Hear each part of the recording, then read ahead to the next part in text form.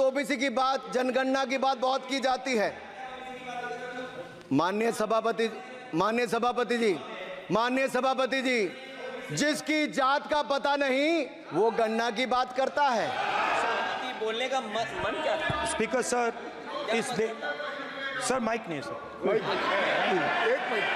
Mic यहाँ से नहीं जाती। स्पीकर सर, मैं नाम जो ले भी लूँगा, माइक आ जाएगा। स्पीकर सर, जो भी इस देश में दलितों की, आदिवासियों की, पिछड़ों की बात उठाता है, जो भी उनके लिए लड़ता है, उसको गाली खाना ही पड़ता है।